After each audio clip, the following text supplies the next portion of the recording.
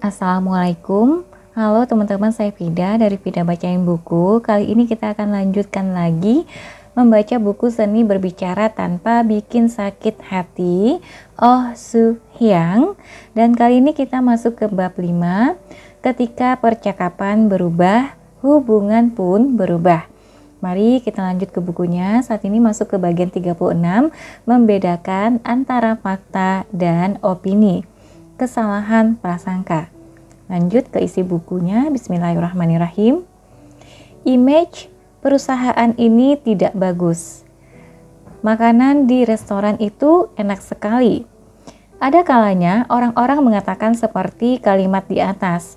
Orang mulai berbicara tentang informasi yang diketahuinya. Secara umum, orang membicarakan apa yang mereka dengar dan pikirkan. Seharusnya aku tidak menggunakan produk perusahaan itu. Restoran itu sepertinya bagus, aku akan mengunjunginya. Namun, ada kalanya cerita yang kita dengar berbeda dari kebenaran. Reputasi perusahaan tersebut ternyata sangat baik dan makanan di restoran itu ternyata tidak enak. Itulah yang sering kali dipikirkan oleh orang-orang. Jadi siapapun yang bercerita tentang kisah yang salah, kita harus bertanya, mengapa ia menceritakan kisah yang salah? Mengapa kamu mengatakan hal yang salah? Namun kita tidak boleh menyalahkannya. Fakta adalah apa yang sebenarnya terjadi, sementara opini adalah sebuah pemikiran yang kita miliki tentang suatu objek atau fenomena. Perbedaannya sangat jelas, tetapi sulit membedakan antara fakta atau opini dalam suatu percakapan. Fakta dan opini bercampur aduk. Oleh karena itu, ketika melakukan percakapan, kita harus mendengarkan dengan saksama apa yang dikatakan lawan bicara dan menyaringnya. Mari kembali ke contoh kalimat percakapan sebelumnya. Dalam kalimat tersebut, orang yang menyampaikan informasi berbicara tentang perasaan pribadinya. Jadi pernyataan itu adalah sebuah opini, bukan fakta. Hal tersebut tidaklah salah jika dilihat dari sudut pandang pihak lain.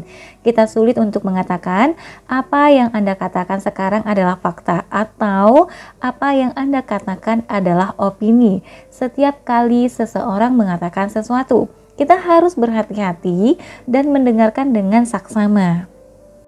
Berikut ini adalah imbauan Nam Yung Joseok kepada Raja Myeongjong dari dinasti Joseon, Eul Yosa Jikso.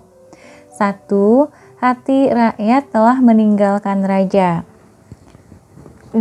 Tidak ada alasan bagi negara untuk makmur karena orang-orang berpangkat rendah disibukkan dengan minum-minum dan bersenang-senang, sementara pejabat tinggi pengadilan hanya berfokus untuk mengumpulkan kekayaan rakyat sambil membentuk geng dan berkelahi. 3. Ratu Jeonghui Suryeom Cheongjeong adalah seorang wanita yang bijaksana. Namun, ia hanya seorang wanita yang ditinggalkan setelah raja sebelumnya meninggal dan menyesatkan politik di dalam istana. 4. Cara untuk memperbaiki situasi negara ini hanya tergantung pada hati raja. 5. Biarkan orang-orang hidup dengan harapan baru. 6. Jika kita berbuat baik dan menyebarkan kebajikan, hati yang berserah akan kembali kepada raja dan negara akan berkembang. Poin 1, 2, dan 3 adalah sebuah fakta, sementara 4, 5, dan 6 adalah opini. 3 poin pertama adalah tulisan tentang kejadian yang sebenarnya, sementara 3 yang terakhir adalah pendapat Cho. Ada perbedaan yang jelas antara fakta dan opini. Perbedaan seperti ini seringkali tidak terlihat dalam percakapan sehari-hari. Bahkan sang penutur tidak membedakan dengan jelas antara fakta dan opini. Untuk menghindari kesalahpahaman dalam suatu percakapan, kita perlu membedakan antara fakta dan opini. Selanjutnya, 37. Bahasa untuk bisnis dan bahasa sehari-hari itu berbeda. 5 aturan dalam percakapan bisnis. Saya tidak punya masalah ketika berbicara dengan para karyawan mengenai pekerjaan atau bisnis. Namun, beda halnya saat makan siang atau makan malam bersama. Obrolan kami jadi tidak nyambung, apalagi kalau yang tidak berkaitan dengan pekerjaan. Seorang CEO dari sebuah perusahaan meminta saran setelah mendengarkan ceramah saya. CEO tersebut berkata bahwa ia memiliki masalah saat berbicara dengan stafnya. Ia mahir dalam hal berpidato, memberikan instruksi dan berbicara saat rapat, tetapi ia mengalami kesulitan dalam percakapan sehari-hari. Masalah yang saya temukan ketika berbicara dengannya adalah ia mencampurkan bahasa percakapan bisnis dengan bahasa percakapan sehari-hari. Misalnya, ketika salah satu karyawannya mengangkat suatu topik saat pesta, CEO itu malah menuangkan air dingin ke dalamnya. Pak, harga oli hari ini sangat tinggi. Setengah gaji sebulan saya bisa habis hanya untuk beli oli. Bukankah terlalu berlebihan kalau kamu bilang setengah gajimu habis hanya untuk beli oli? Setahu saya harga oli paling hanya 10% dari gaji kamu. Sebenarnya, staf tersebut hanya ingin mengatakan kalau semua harga sudah naik. Tidak ada alasan bagi seorang CEO untuk terlalu bersikap tegas terhadap perkataan karyawannya. Namun sang CEO malah mempertanyakan apakah gaji karyawannya benar-benar habis setengah atau tidak. Jadi tanggapan dari CEO dalam hal ini kurang tepat. Tujuan percakapan bisnis berbeda dengan tujuan percakapan sehari-hari. Perbedaan pertama terletak pada penyampaian informasi secara akurat, dan yang kedua adalah dalam rangka untuk mempererat hubungan. Ketika berbicara tentang pekerjaan di sebuah perusahaan, kita harus tegas dan tepat. Tidak boleh ada satu kata pun yang salah. Saat membuat opini, alasan yang jelas harus diberikan. Di sisi lain, percakapan sehari-hari dapat disamakan dengan situasi nyaman seperti air yang mengalir. Saat seseorang memberikan sebuah angka yang akurat, pasti ia memiliki alasan tertentu untuk hal itu. Saya pun memberikan solusi bagi si CEO. Ketika ingin membicarakan hal sehari-hari, cobalah untuk menciptakan suasana yang nyaman terlebih dahulu. Jangan mencoba mempertanyakan apakah itu objektif atau tidak, karena tujuan utama dari percakapan sehari-hari adalah menjalin hubungan, bukan berbagi informasi yang akurat. Ketika berbicara tentang pekerjaan, pastikan untuk mengatakan yang sebenarnya. Jika lupa akan tujuan dari percakapan bisnis, kita akan membuang-buang waktu dengan obrolan yang tidak berguna. Akibatnya, sangat sulit untuk menarik kesimpulan karena kadang-kadang instruksi juga dapat disalahartikan secara gamblang.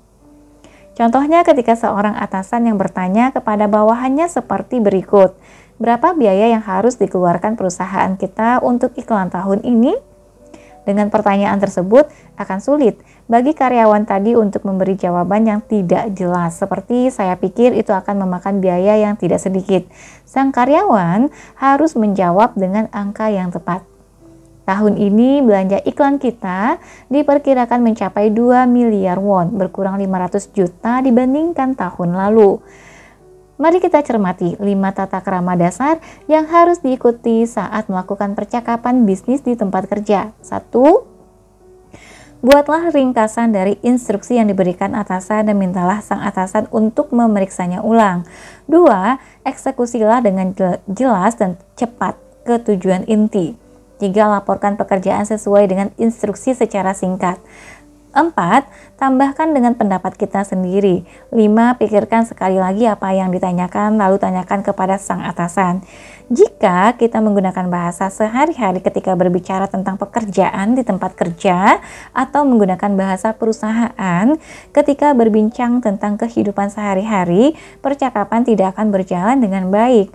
Oleh karena itu, sangat penting untuk membedakan dengan jelas antara bahasa bisnis dengan bahasa sehari-hari dan menggunakannya sesuai dengan situasi. Hal tersebut harus dilakukan jika ingin hubungan kita dengan orang lain berlangsung harmonis. 38. Jangan jadikan orang lain sebagai tempat sampah emosi. Efek motivasi epistemologis. epistemological motivational effect. Bukankah saya sudah menyuruh Anda untuk mengerjakannya dengan baik? Mengapa hasilnya begini? Ada apa dengan kinerja Anda bulan ini? Apakah Anda masih pantas menjadi seorang manajer?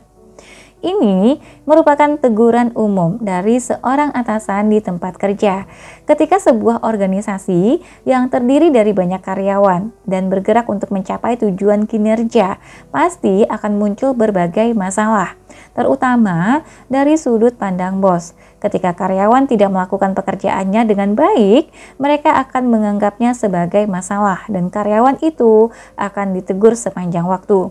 Hal ini mungkin bertujuan untuk melepaskan kemarahan dan menindak karyawan dengan baik.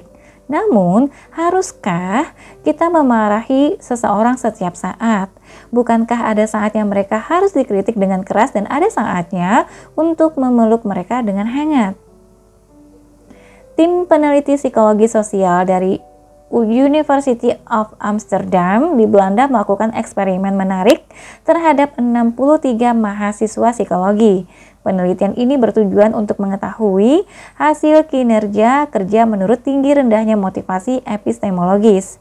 Motivasi epistemologis menunjukkan bagaimana menerima rangsangan saraf dari luar, seperti teguran dari atasan. Hal ini berkaitan dengan kepribadian setiap karyawan dan lingkungan tempat kerja. Orang dengan motivasi epistemologis yang tinggi diketahui berpikiran rasional tentang perasaan orang lain. Tim peneliti kemudian memberikan instruksi kepada para mahasiswa. Kirimkan ide sebanyak mungkin tentang cara menggunakan kentang dalam waktu 8 menit. Para mahasiswa tadi dibagi menjadi 2 kelompok dan masing-masing memberikan respons yang berbeda. Satu siswa diberikan penilaian menggunakan nada meringis dan marah, sedangkan siswa lainnya diberi penilaian menggunakan nada menahan marah. Kemudian mereka memberikan instruksi lagi kepada para mahasiswa. Kali ini, berikan ide bagaimana menggunakan batu bata. Akibatnya, mahasiswa yang ditegur dengan nada marah tadi muncul dengan ide yang lebih baik daripada mereka yang dievaluasi dengan emosi tertahan. Seiring dengan hal itu, kreativitas dan fleksibilitas mereka meningkat dan mereka menjadi lebih aktif. Melalui penelitian tersebut, tim peneliti menyimpulkan bahwa semakin tinggi motivasi epistemologis, mereka semakin merefleksikan kinerjanya di bawah ekspektasi daripada menerima teguran bosnya sebagai serangan. Dengan kata lain, ada kecenderungan tinggi untuk menginterpretasikan perlunya perbaikan. Di tempat kerja yang penuh tekanan, waktu yang mepet dan kebisingan, kemarahan tidak akan berhasil. Namun ketika bekerja di tempat yang santai, kemarahan dapat menjadi pengingat untuk bekerja lebih keras. Terkadang teguran seperti ini akan berhasil, tetapi terkadang tidak berhasil sama sekali. Hal tersebut tidak terlalu efektif di tempat kerja yang biasanya ada terlalu banyak pekerjaan yang harus dilakukan. Ujung-ujungnya, karyawan akan dianggap sebagai pelampiasan emosi dari atasan, dan hal tersebut hanya akan menghasilkan stres yang tidak perlu pada karyawan. Di sisi lain, memarahi bisa lebih efektif di tempat kerja yang pekerjaannya longgar dan tingkat stresnya rendah. Hal ini efektif ketika seorang karyawan tidak merasakan tekanan dari atasan dan merasakan kurangnya motivasi untuk bekerja. Kemudian karyawan dengan motivasi epistemologis yang tinggi akan merefleksikan diri dan fokus pada pekerjaannya untuk mencapai hal yang lebih baik. Teguran harus sesuai dengan keadaan. Jika kita berada dalam situasi yang membuat karyawan stres, cobalah untuk menahan diri. Pada titik ini, hanya karyawan yang akan bereaksi. Memarahi hanya akan efektif dalam situasi santai, sehingga para staf akan menerimanya tanpa kesalahpahaman. Lanjut 39, iya adalah kata pertama yang tidak bisa hilang dalam percakapan. Efek primer, primary effect. Menurut pendapat saya bukan begitu. Menurut saya, kamu tidak bisa melakukan itu. Tidak semua orang bisa memiliki pandangan dan pendapat yang sama. Ada orang yang langsung mengemukakan pendapatnya yang berbeda dengan pendapat orang lain. Ada juga yang menolak pendapat pihak lain demi kepuasan diri, kemudian menyampaikan pendapat dan argumennya sendiri. Sayangnya, sikap ini memiliki efek yang sangat kecil ketika ingin membujuk orang. Ketika orang mendengar kata tidak, mereka cenderung akan menegangkan otot-otot wajahnya. Secara psikologis, hal ini disebabkan oleh primary effect, sebuah fenomena ketika informasi yang diterima lebih dulu memiliki efek yang kuat pada informasi yang diterima berikutnya. Jika kita merasa tidak nyaman dengan penolakan pendapat kita sendiri, pendapat orang akan tampak negatif, tidak peduli seberapa logis dan bagusnya pendapat itu. Setelah itu, lawan yang pendapatnya ditolak sejak awal akan semakin berpegang teguh pada pernyataannya. Kemudian konsekuensi dan kompromi akan menghilang. Kita lihat siapa yang akan menang. Tidak, saya tidak akan menerima sedikit pun pendapat Anda. Hasilnya akan mengarah pada perbedaan pendapat, namun orang-orang yang sudah memiliki pengetahuan tentang berbicara di tempat umum akan menjadi bingung. Sesuai teknik pidato yang selama ini saya pelajari, saya mengatakan untuk jangan mengambil kesimpulan terlebih dulu. Namun, mengapa saya mendapatkan hasil yang buruk? Mereka tahu proposisi. Dalam presentasi dan laporan, pastikan untuk mengatakan kesimpulan terlebih dulu sebagai landasan pidato. Hal itu benar, namun kita harus membuat pengecualian ketika menyatakan pendapat yang berbeda atau bertentangan dengan pendapat pihak lain. Jangan pernah membuat kesimpulan terlebih dulu karena pihak lain akan menolaknya. Untuk menyampaikan pendapat dan argumen kepada orang lain, kita harus terlebih dulu membuat kesan yang baik pada mereka. Jadi, yang dibutuhkan adalah pidato, ya, tetapi hal pertama yang harus dilakukan adalah menunjukkan tanda positif kepada orang lain dan secara diam-diam mengungkapkan perbedaan pendapat kita. Dalam sebuah perusahaan, kita bisa melakukan hal ini ketika ingin menyampaikan pendapat yang berbeda dengan pendapat atasan. Apa yang dikatakan manajer itu benar, namun menurut saya, hal tersebut akan berdampak negatif pada perusahaan dalam banyak hal karena titik-titik. Sejak awal saya mengatakan ya terlebih dulu sehingga sang manajer akan merasa nyaman dan berpikir, baiklah, mari kita dengarkan pendapat Anda. Di rumah, ketika orang tua berbeda pendapat dengan anak-anaknya, katakan seperti ini. Sayang, pemikiran kamu itu sangat bagus, tetapi kalau menurut orang dewasa, titik-titik. Dengan mengatakan hal seperti itu, pertama-tama anak akan merasa dihargai. Seorang anak yang baru pertama kali mengalami hal ini dalam hidupnya mungkin akan berpikir, apakah aku harus mendengarkan pendapat ibu? Setelah itu, sikapnya yang bertentangan dengan pendapat ibunya akan menghilang. Apakah kita sedang mencoba untuk berpendapat atau berargumen yang berbeda dari lawan bicara? Dalam hal ini, jika kita menyangkalnya terlebih dulu, komunikasi dengan orang lain akan terputus. Kemudian pendapat dan argumen kita tidak dapat diterima. Untuk membuat orang lain menerima dan mengakui pendapat kita harus terlebih dulu menegaskannya, kemudian menyampaikan pendapat dan argumen kita sendiri.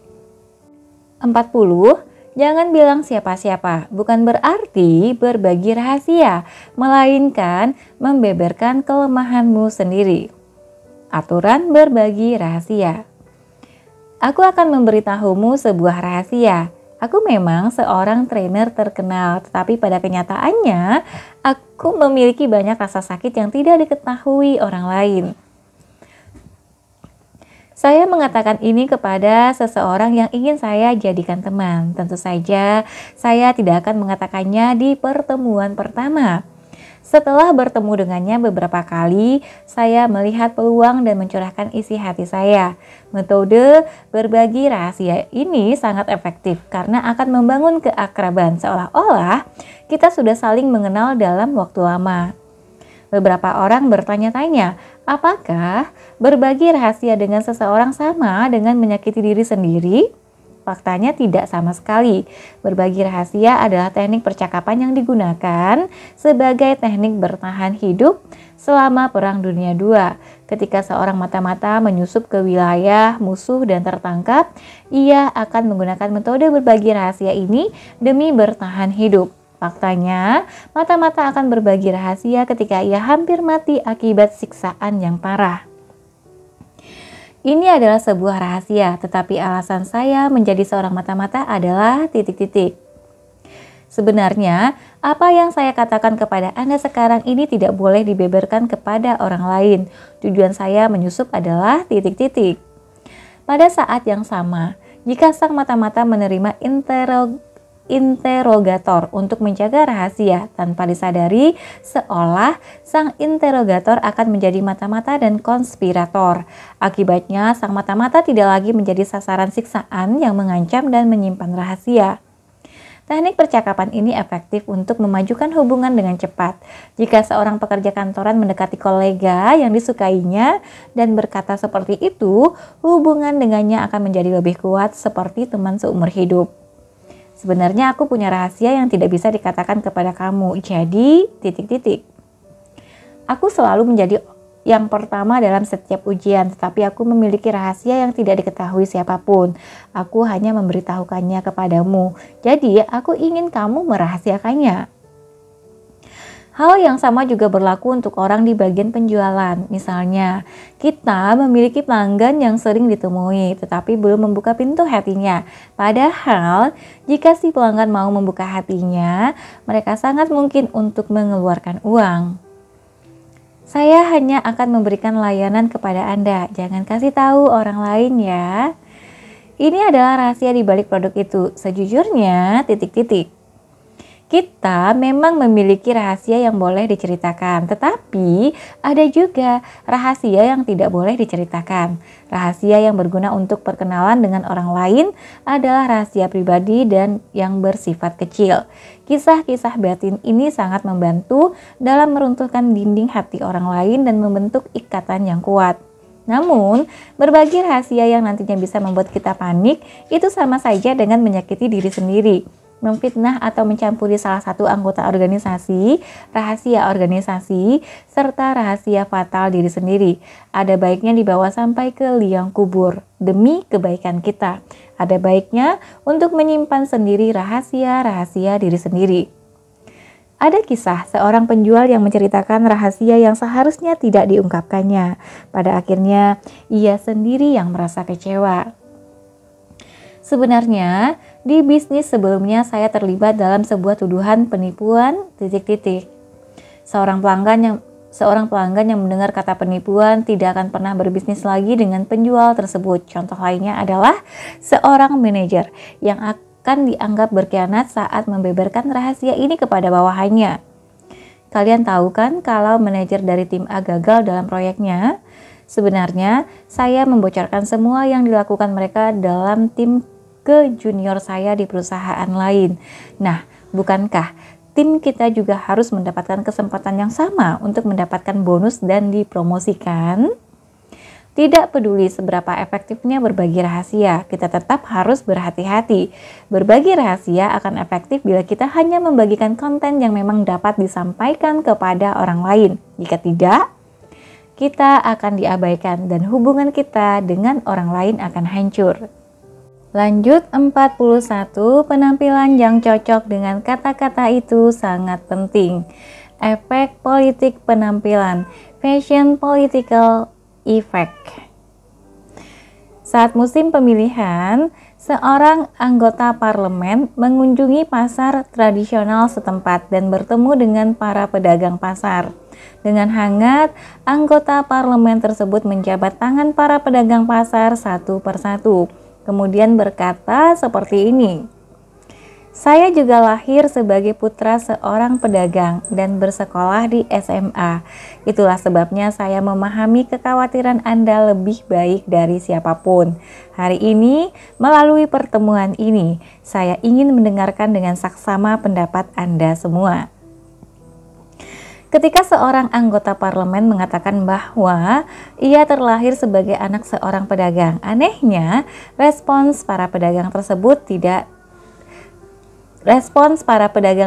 terlihat tidak baik.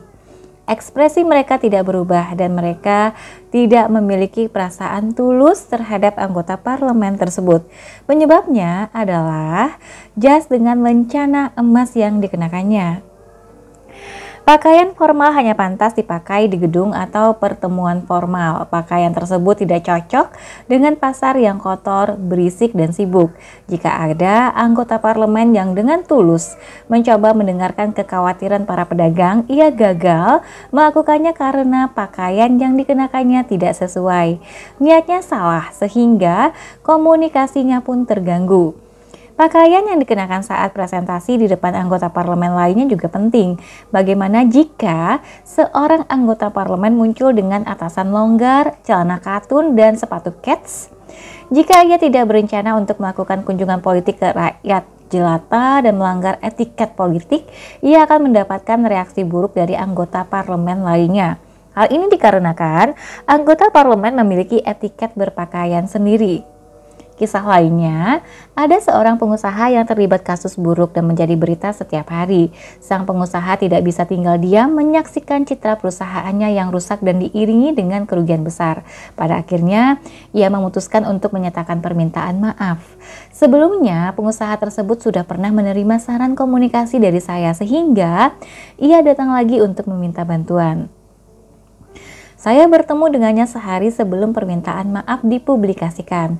Sekretaris perusahaan tersebut membuat permintaan maaf yang sempurna dan sang pengusaha membacakan pidato permintaan maafnya dengan benar tanpa kesalahan sedikit pun. Perusahaan tersebut pun tampaknya puas dengan permintaan maafnya. Kemudian saya berkomentar seperti ini. Saya pikir Anda tidak perlu terlalu khawatir. Ini adalah sebuah permintaan maaf, jadi sangat penting untuk menunjukkan ketulusan. Meskipun agak canggung, memberi perhatian ekstra terhadap penampilan kita itu adalah sebuah hal yang baik. Oleh karena itu, ada baiknya memakai pakaian formal yang tidak terlalu mewah. Keesokan harinya, pengusaha tersebut muncul dalam berita. Sambil membacakan permintaan maaf, ia mengenakan jas hitam dan dasi ungu tua. Ia memiliki citra yang serius. Selain itu, saya juga bisa melihat janggut yang tidak dicukur selama beberapa hari. Seolah-olah ia telah menghabiskan waktu yang lama dalam musibah. Penampilan ini akan memberikan banyak kesan yang baik pada permintaan maafnya. Faktanya, permintaan maaf yang tulus dari CEO perusahaan tersebut diterima dengan baik oleh pemirsa. Jika Anda memiliki kesempatan untuk berdiri di posisi yang resmi, Anda harus memberikan banyak perhatian, tidak hanya pada kata-kata yang Anda lontarkan, melainkan juga pada pakaian yang Anda kenakan, karena akan menanamkan ketulusan pada kata-kata Anda. Fashion seringkali mempertimbangkan TPO, yaitu time, waktu, place, tempat, dan opportunity, kesempatan. Selain itu, pertimbangkan juga cuaca panas atau dingin, semua musim, dan sebagainya. Semuanya itu harus cocok dengan tempat dan sifat pertemuan, serta harus cocok untuk situasi yang serius atau bebas. Ketika sudah memenuhi 3 poin di atas dengan benar, kita bisa memenangi perhatian orang lain. Manusia sangat sensitif terhadap penglihatan. Isi kata-kata memang penting, tetapi gaya orang yang berbicara juga berpengaruh besar. Dengan berpakaian yang tepat sesuai dengan situasi tertentu, maka audiens akan mendengarkan kita tanpa ragu. Oke teman-teman, sampai di sini dulu untuk seni berbicara tanpa bikin sakit hati bab 5-nya. Nanti kita akan ketemu lagi di bab 6. Tidak akan ada sebuah hubungan yang baik tanpa rasa pengertian. Terima kasih sudah mendengarkan sampai akhir. Semoga yang dibacakan bermanfaat. Sampai jumpa. Assalamualaikum warahmatullahi wabarakatuh.